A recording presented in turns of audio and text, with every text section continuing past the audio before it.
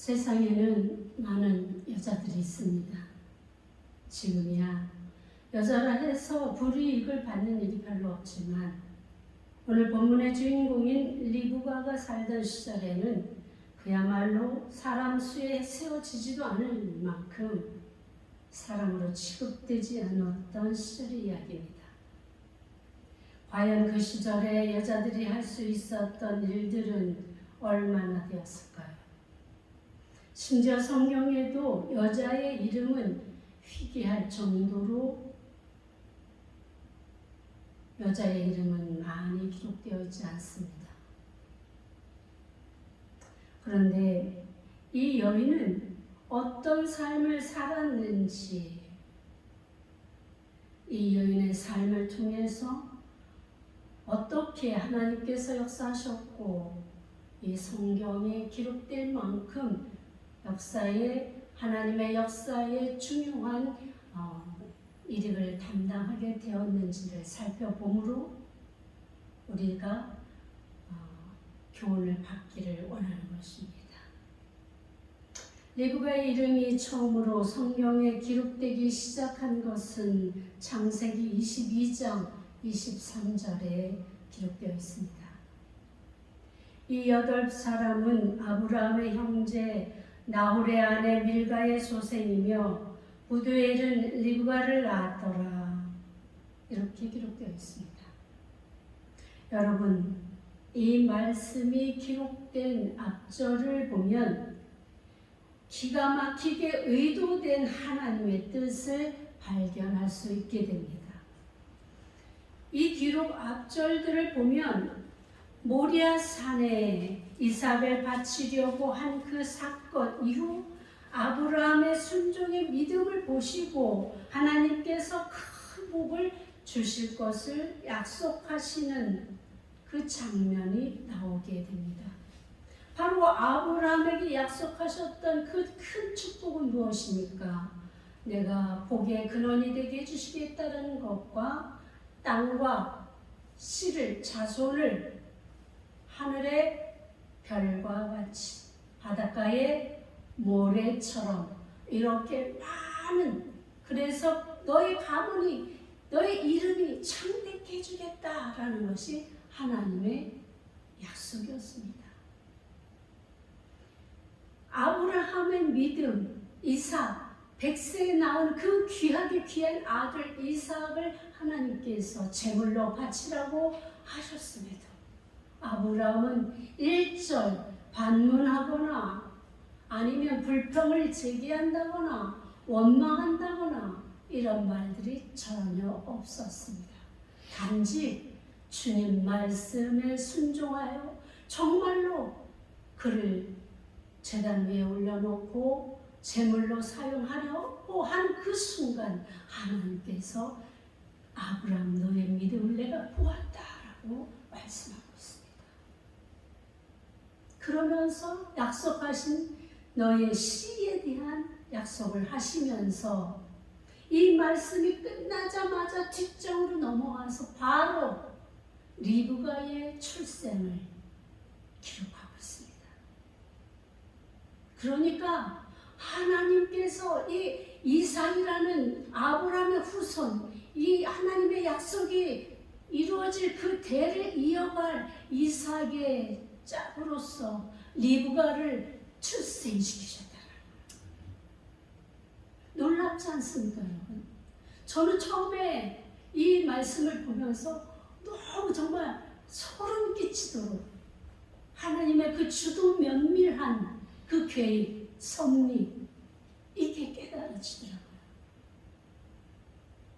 이렇게 리브가는 하나님의 계획 속에서 출생하게 됩니다. 두 번째 리브가의 흔적은 그때로부터 40여 년이 흐른 후에 등장합니다.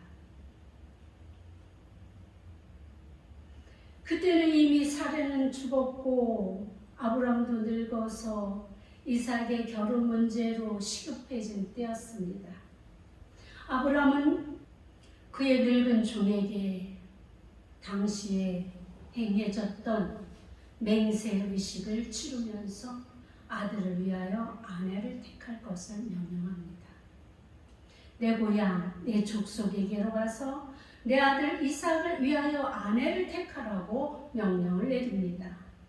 아브라함의 후계자로 위임받을 뻔할 만큼 신임이 두터웠던 이 늙은 종은 아브라함과 신실한 언약을 잘 지키기 위해서 자신의 주인이 의지하는 하나님께 기도를 합니다.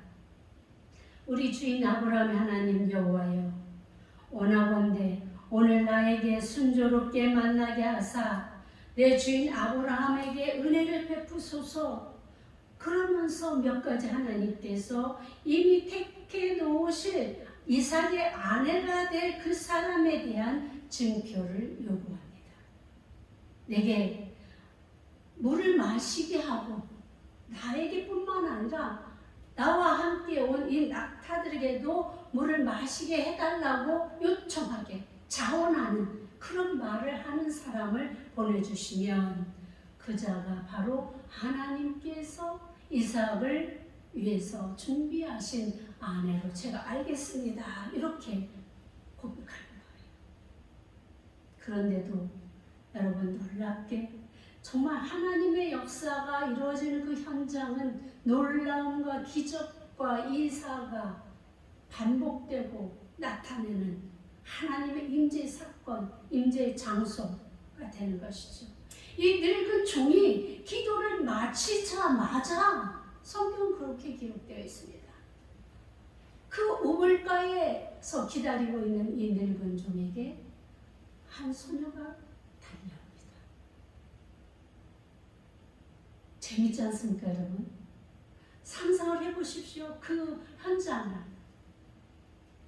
그래서 이 소녀가 오니까 이 늙은 종이 자신이 하나님께 말씀드렸던 것처럼 테스트를 합니다. 그런데 이 놀랍게도, 그야말로 놀랍게도 이 소녀가 흔쾌히 늙은 종에게 마실 물을 내어주고 뿐만 아니라 이어서 그의 낙타들에게도 내가 물을 마시게 하면 좋겠습니까? 라고 묻는 거예요. 얼마나 놀라워요. 그러니까 이제 이 말을 그야말로 들은 이 늙은 종의 그 기쁨이 얼마나 컸겠습니까? 늙은 종은 하나님께 고백을 또 하게 되는 거죠. 그렇게 나타난 이 소녀는 이 늙은 아브라함의 종이 여호와께 요구했던 대로 물을 마시게 하고 자진해서 낙타에게도 물을 마시게 하겠다고 하면서 부지런히 우물을 오르내리며 일을 하고 있었던 것입니다. 당시 우물은 지금 우리가 알고 있는 지면 위에 노출되어 있는 그런 우물이 아니라 이 지역에서는 사막 지역 아니겠습니까? 그러니까 우물을 파기 위해서 땅속을 깊이 파야 되는 거예요. 그래서 땅속 깊은 곳에 우물을 파놓고 계단식으로 이거를 만들어서 그 물을 뜨려면 내려왔다 또 올라왔다 이거를 반복해야 되는 거예요. 생각해 보십시오.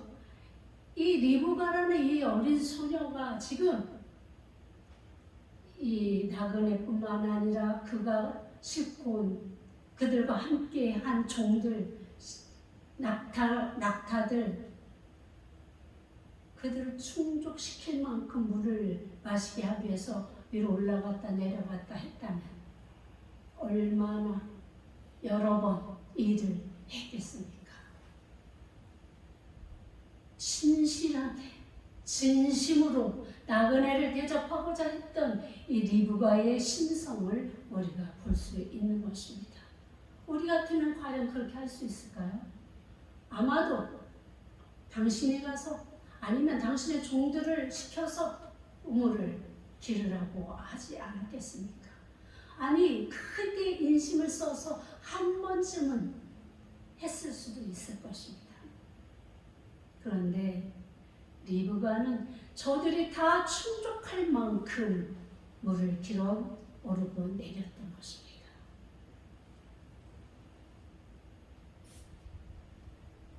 그렇게 해서 이 늙은 종의 마음은 만족하게 되면서 그 입을 통해 고백을 합니다.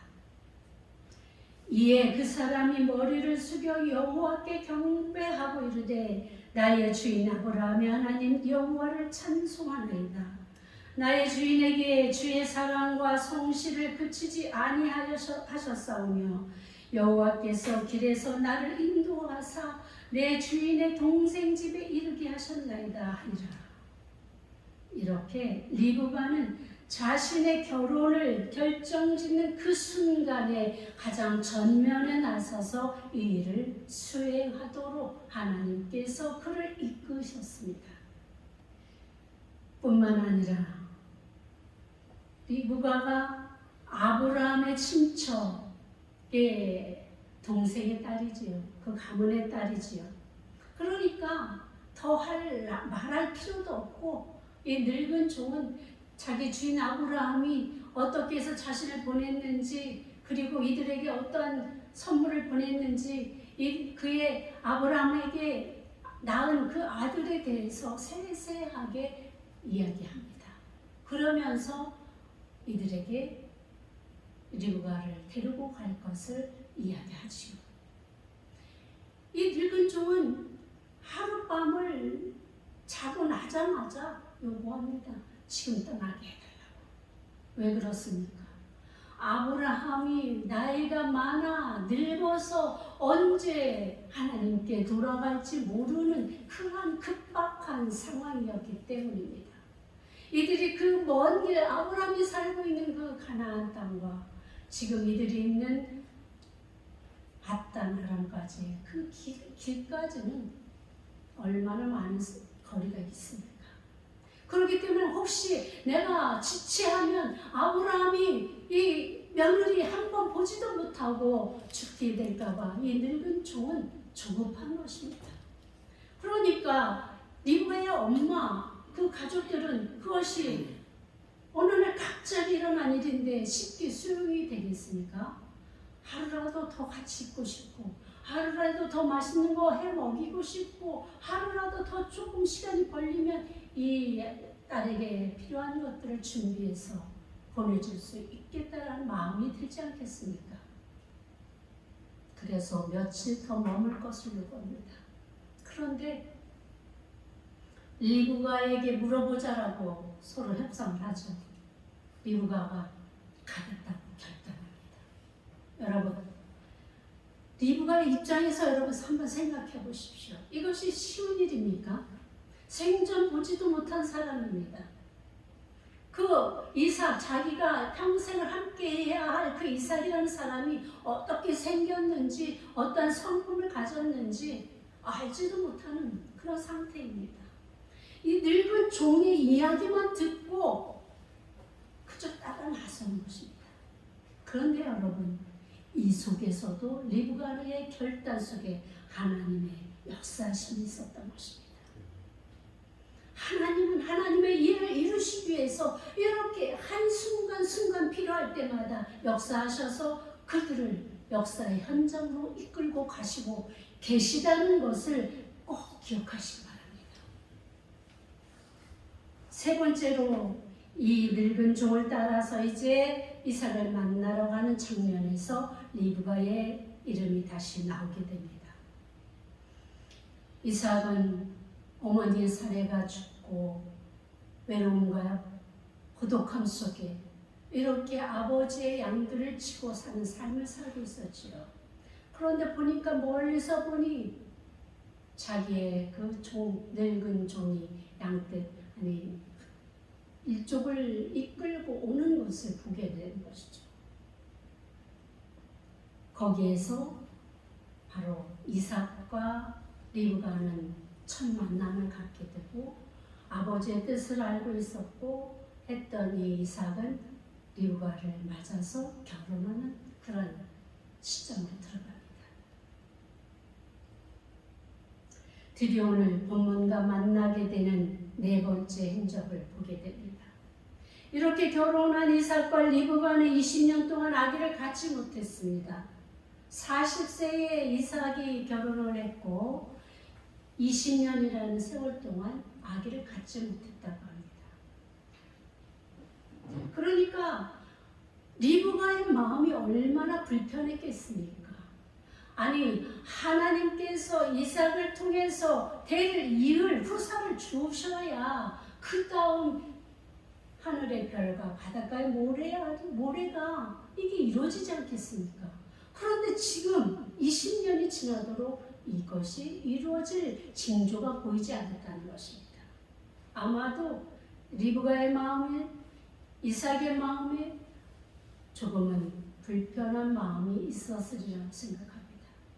이것은 저희들의 시점이겠지만 아무튼 리브가가 힘들어하는 모습을 보지 않았을까 하는 그런 같은 여자로서의 마음을 읽게 되는데, 그것을 본 이삭이 그의 아내를 위하여 여호와께 간구하며, 그러니까 자신을 위해서 자신의 아버지의 뜻을 이어가는 그런 축복의 후사로서 내가 감당해야 될 이 일이라고 생각하지 않고, 자신이 자식이 없음에도 아무렇지 않았다라는 거죠. 단지 리브가 아내를 위해서 기도했다라고 이렇게 성경 기록합니다. 그러니까 리브가가 얼마나 힘들어했을 것인지를 추측할 수 있는 것이지요.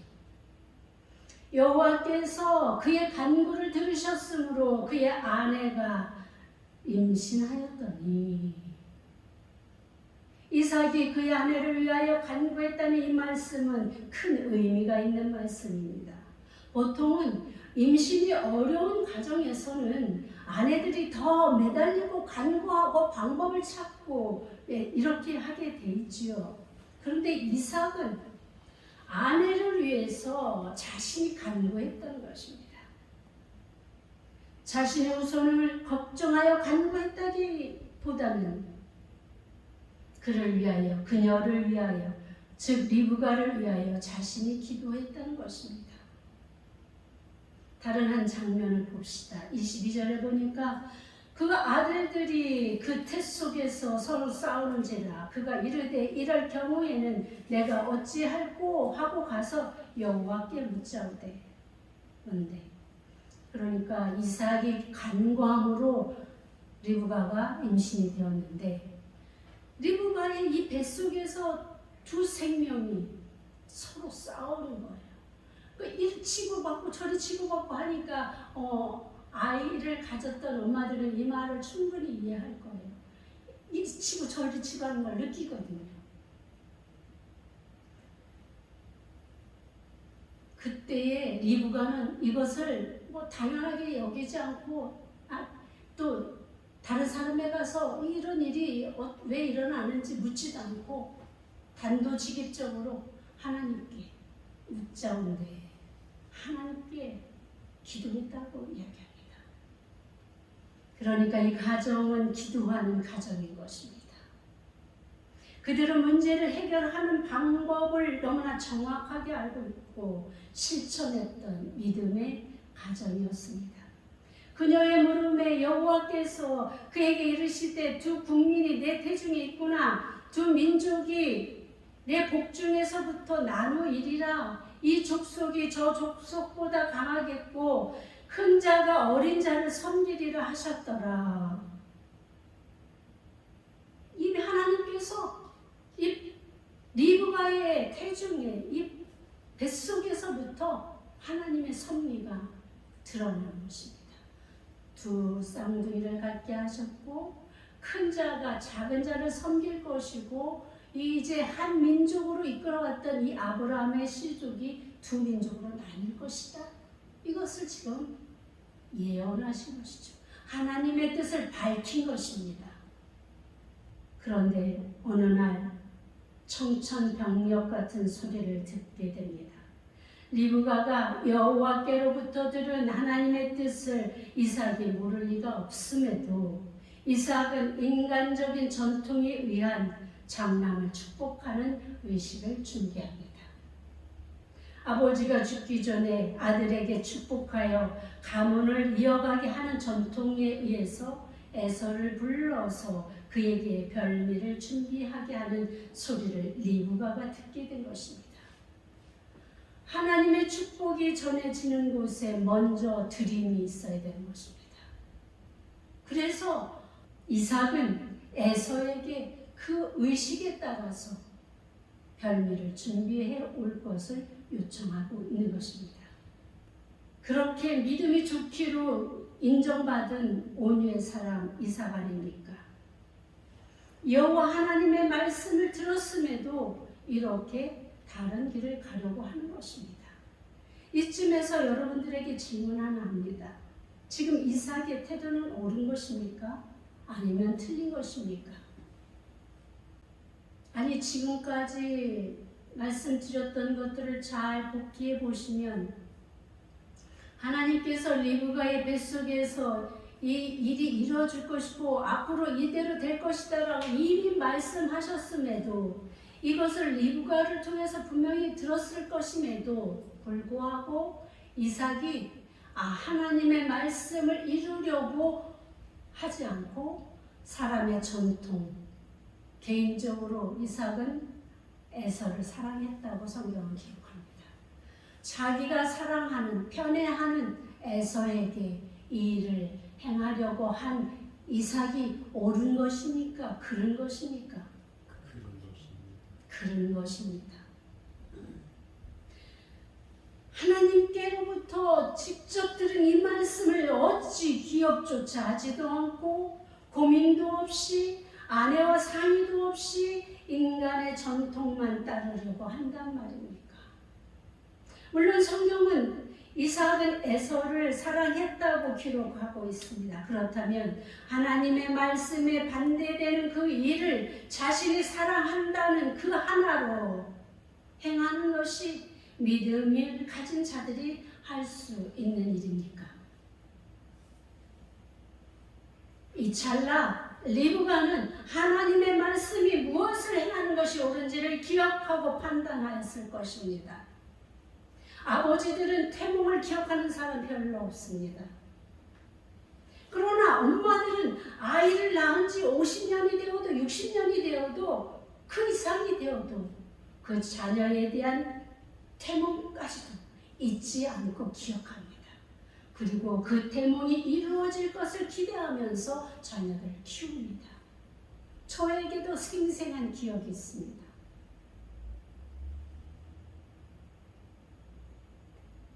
그러니 리브가가 하나님께서 하신 그 말씀을 어찌 잊을 수 있었겠습니까? 우리가 앞에서부터 쭉 그녀의 삶의 태도를 살펴보며 알게 되는 것은 그녀가 굉장히 빠른 판단력과 그리고 실천력이 있었던 여인임을 주목해야 할 것입니다. 그녀는 이삭이 하나님의 뜻을 거역하는 그 일을 보고만 있을 수 없었습니다. 지금까지 알아왔던 하나님에 대한 알미, 그냥 그녀를 남편이 하는 일이라며 체념하고 볼 수가 없었던 것입니다. 그래서 급기야 그녀는 아들이 아버지를 속이고 형의 자리를 탐하는 자로 생명이 그럼으로 인해서 위험마저 받게 되는, 피하지 않으면 안 되는 그런 지경으로까지 만들면서까지 하나님의 일을 이루려고 시작한 것이죠. 다시 한번 여러분께 질문합니다. 이 상황이 어떻다고 생각하십니까? 어떤 분은 이렇게 말씀하십니다. 아무리 이삭이 하나님 말씀을 불순종하려 하였을지라도 어떻게 아들이 아버지를 속이게 만들어? 아니, 형이 팥죽 한 그릇에 장자권을 팔아먹었어도 그걸 진짜로 여기면 어떻게? 아니, 어떻게 리브가가 여자가 감히 나서서 이런 일들을 행할 수 있어? 이렇게 해석하는 분들도 있습니다. 또 다른 사람들은 이렇게 또한 이야기합니다. 하나님께서 말씀하신 것이라면 그 어떠한 상황과 여건과 감정에 휩쓸리지 말고 하나님의 말씀대로 이루어지도록 우리가 순종하며 나가는 것이 옳다라고 판단하시는 분도 계십니다. 여러분들은 어떻게 생각하십니까?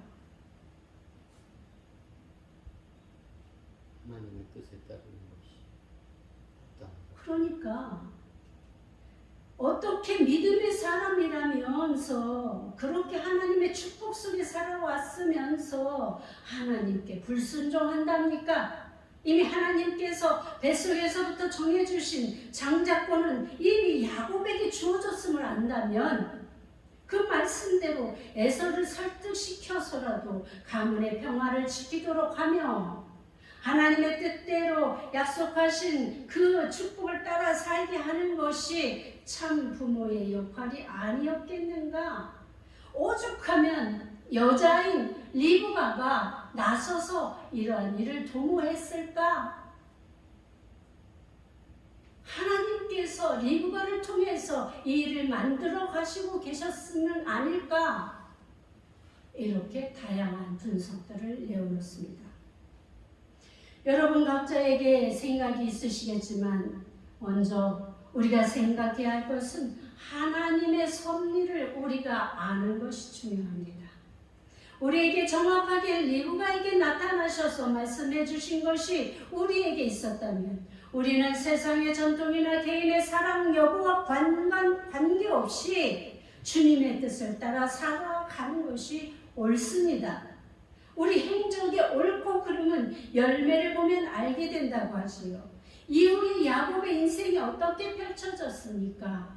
이 일이 결코 하나님 보시기에 악했다면 리브가가 아무리 별 수를 다 썼어도 야곱의 인생은 성공하지 못했을 것입니다.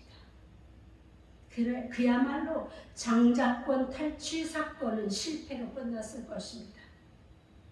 그런데 그 일은 성공하게 됩니다. 에서를 피해서 삼촌에게로 가는 그 첫 길에서 오늘 이삭이 야곱에게 축복을 빌어주는 모습이 나옵니다. 한번 이삭이 야곱에게 속은 것을 이미 알았어요. 그랬음에도 다시 이삭의 가는 길을 축복했다라고 하는 것은 이삭이 야곱의 길을 축복했다라는 것은 야곱의 장자권 하나님의 뜻을 이루는 이 일을 인정하고 하나님의 말씀을 따르기로 결정한 그 결과가 아니겠습니까? 뿐만 아니라 그 첫 길에 첫날 밤에 야곱이 잠을 자려고 누웠을 때 돌베개를 하고 누웠을 때 어떠한 일이 일어났습니까? 하늘을 오르는 사닥다리가 내려왔고 천사가 오르내리는 것을 보지 않았습니까? 하나님의 임재를 그곳에서 경험하게 되는 것입니다. 만약에 하나님의 뜻이 아니었다면 지금 행한 이 리브가의 야곱의 행위가 부적절하다고 판단했다면 하나님께서 그곳에 나타나셨겠습니까? 그리고 야곱에게 축복하고 내가 너와 함께 하겠다고 그리고 반드시 돌아오게 하겠다고 하나님의 약속이 이곳에서 이루어질 수 있겠습니까? 우리는 다른 건 다 차치하고라도 이 현장 하나만 보고서라도 이 사건은 하나님께서 오히려 리브가를 통해서라도 이루시고자 했던 하나님의 역사임을 우리가 부인할 수 없다는 것이 저의 생각인 것입니다. 저는 오늘 여러분들에게 이 말씀을 드리고 싶습니다. 하나님은 하나님의 뜻을 이루시기 위해서 합당한 사람을 선택하십니다. 비록 여자들을 세상 전통을 업신여기고 무시하며 인정하지도 않았고 하나님 그때를 합당한 장소에서 합당한 사람들을 선택하셨습니다. 그들이 여자일지라도 그렇게 뽑으셨고 그렇게 사용하셨습니다. 세상 그 어느 사람도 출생에서부터 자라는 과정과 성경에 기록되어진 사람이 얼마나 있습니까? 몇 명이나 됩니까? 놀라운 해석을 보게 되는데 리브가의 판단력과 실천력을 해서는 절대 안 되는 불신앙의 곳으로 몰아가는 해석을 보면서 저는 불편함을 감출 수가 없었습니다. 이삭의 불신앙을 먼저 고발하고 어쩔 수 없었던 선택임을 인정하지 않고 아버지를 속이고 형의 것을 탈취하는 파렴치한으로 몰아가는 인간적인 이 해석, 여자들에 대한 편협적인 이 해석이 너무나 불편했습니다. 하나님은 여자가 되어도 사용하실 그곳에서 선택하십니다. 하나님은 성경에 그 여리고를 입성하는 그 과정 속에서도 그 천하게 여겨졌던 여자, 그녀를 선택하여서 기생 라합을 선택하면서 가나안을 정복하는 그 전쟁에서 과정을 이끌어 가신 하나님이심을 여러분 아실 것입니다. 모세를 살리고 키우기 위해서 이제 그 바로의 공주를 틀어서 사용하시고 곳곳에서 하나님의 역사는 이렇게 역사를 바꾸는 그야말로 기가 막힌 현장에 여자들이 사용되었다는 것을 생각한다면 저들의 여자에 대한 편견을 우리가 어찌 인정할 수 있겠습니까? 리브가는 하나님께서 택하셨고 사용하신 하나님의 사람이었습니다. 그녀는 하나님의 말씀을 기억하고 그 말씀대로 이루어지는 것이 옳다고 여긴 사람이었습니다. 그랬기 때문에 이 일을 행할 수 있는 그런 사람의 성품이었음을 출생에서부터 결혼의 현장에서부터 그리고 그 가문을 이끌어가는 과정까지 리브가의 성품이 드러나게 하신 것입니다.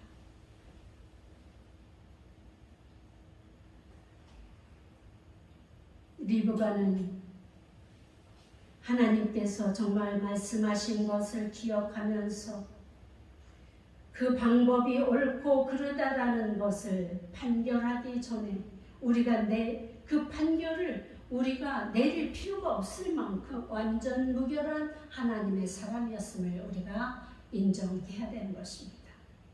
왜 우리가 하나님께서 하시는 일이 옳다 그르다 판단하시는 것입니까?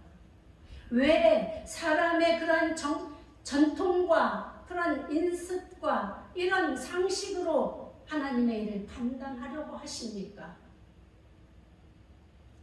그 방법이 옳다 그르다 우리는 판결할 필요가 없습니다. 리브가는 오히려 자신이 그 저주, 야곱이 얘기하죠. 내가 이걸 행함으로 저주를 받게 되면 어떡합니까? 하니까 그 저주는 내가 받겠다. 자기의 생명까지도 내어놓을 만큼 확고부동하게 이 일을 실천하는 것입니다.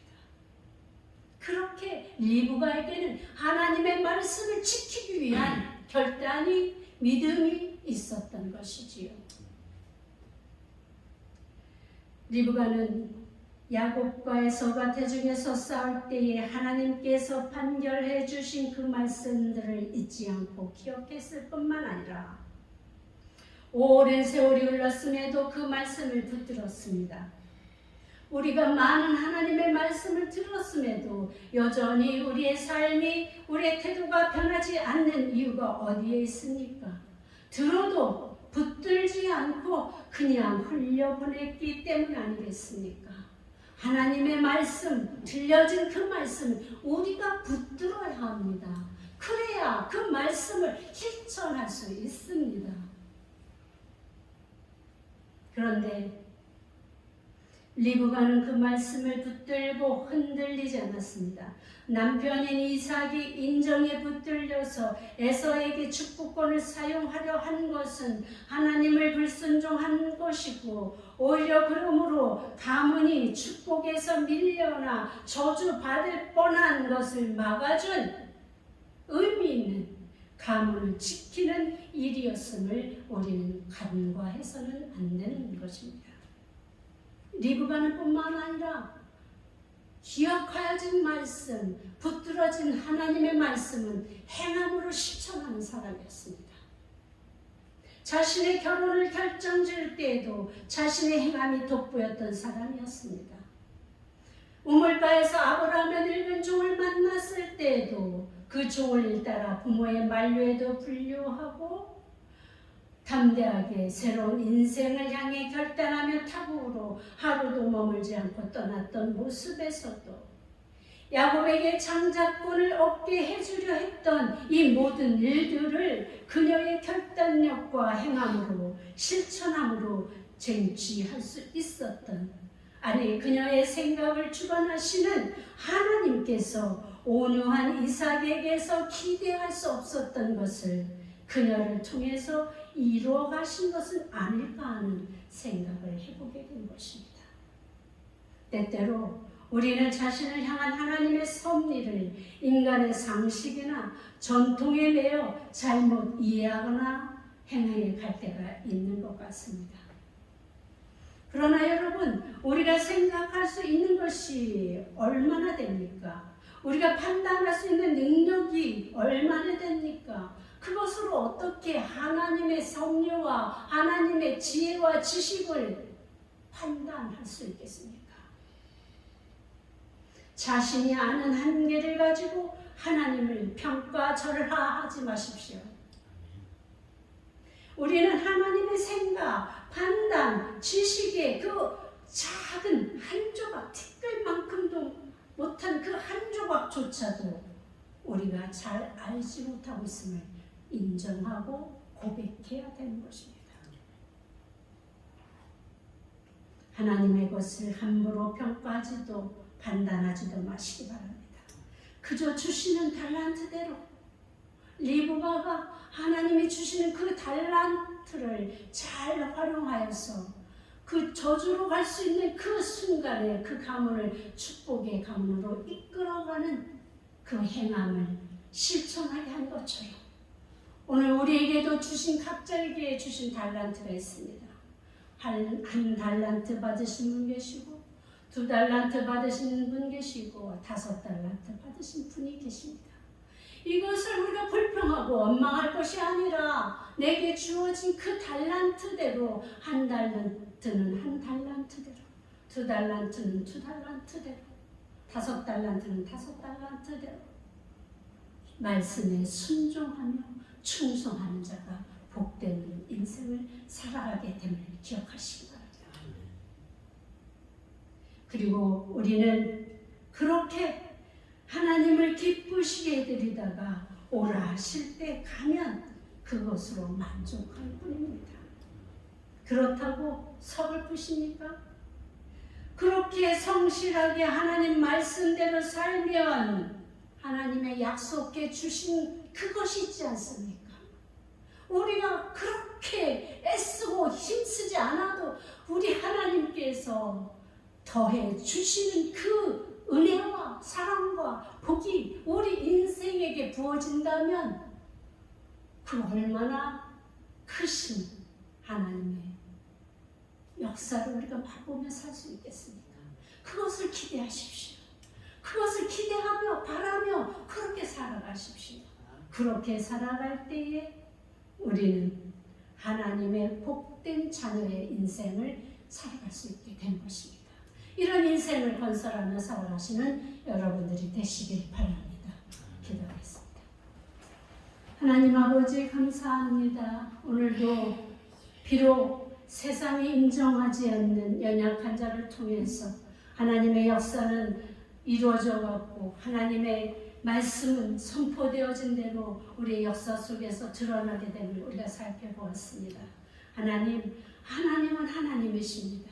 우리가 어찌 인간이 하나님의 미래 아버지 흐름을 가지고 평가하고 판단하겠습니까? 하나님, 주님의 말씀대로 이루어지는 그 역사 현장에 우리도 있게 하여 주옵소서. 예수님의 이름으로 기도하였습니다.